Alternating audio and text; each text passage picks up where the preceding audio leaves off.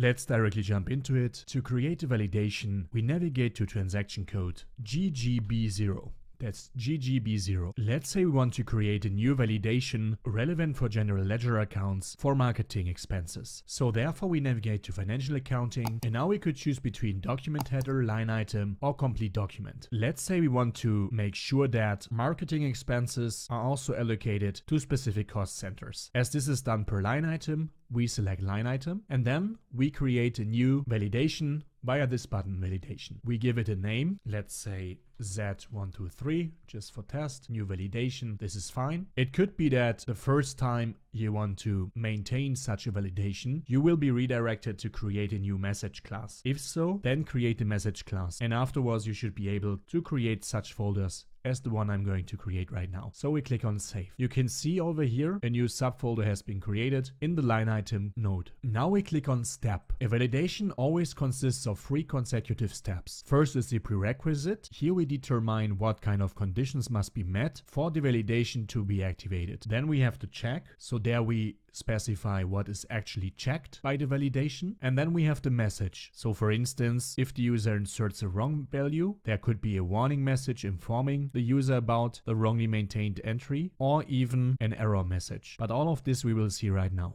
So first let's click on prerequisite. So here we can select the table fields. Let's go to the accounting document segment with a double click, scroll down until GL account. Let's double click on this one. We can now see it's included over here in the editor. We want the rule to be taken into account if our GL account is in, and now we can define a range of GL accounts for which the validation will be checked later on. Normally we work here with so-called sets. A set comprises multiple general ledger accounts, for instance. So let's create one set via /OGS01. That's /OGS01. Give it a name. Let's call it Z Marketing. The table is BSAC. Let's click enter. The field name is HKONT for the general ledger account in the general ledger accounting. And now we provide our general ledger accounts. Let's search for them. Starting with 477. We can see here the accounts related to marketing. So let's actually click on the first one. The to value would be 477900. Click enter and save. Now we can include the set in our precondition. So let's go back to the validation rules. We say the rule should be valid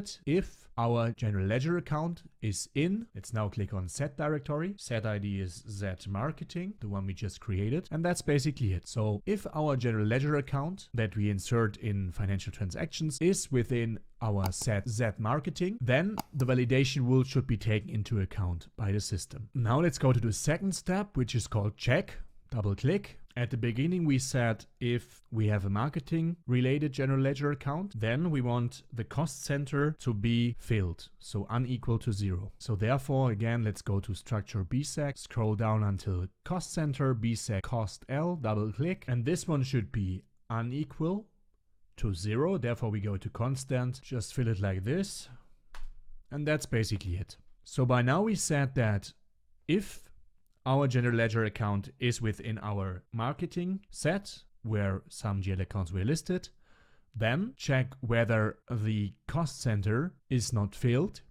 And if the cost center is not filled, then we want to output a message. So double click on message. So here we define what kind of message the system should display. If the check was successful, we got here the message types. We can see cancel, error, warning, and information. Let's actually set it to error. And that's basically it.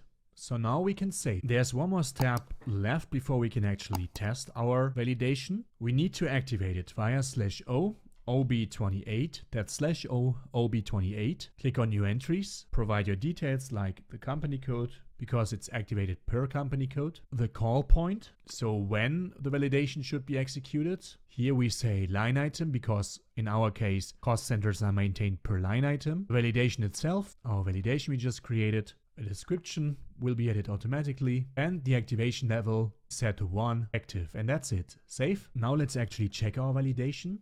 We do this in the Fiori application post general journal entries. By the way, if you don't know how to navigate in Fiori, you can watch my other video. I will link it in the description. Journal entry date is today. Then we insert our company code, the transaction currency, and then we have here our first line item. Let's say 477000. This is one of our line items relevant for the validation check for our marketing expenses. Let's say a debit of 100 and click enter. We can already see there is an error. Let's see. We have to fill a text code. And now you can see it is still erroneous because it says the account requires an assignment to a CO object. So let's actually now include the cost center, select the cost center, hit enter, and you can see now the error is gone. So this is how we can this was a simple example on how we can use the validation to prevent erroneous data to be entered into our system. I hope you liked this video. If so, then please subscribe to my channel and activate the bell to not miss any more content. I would really appreciate that, and it just takes 2 seconds. Thanks a lot and see you next time.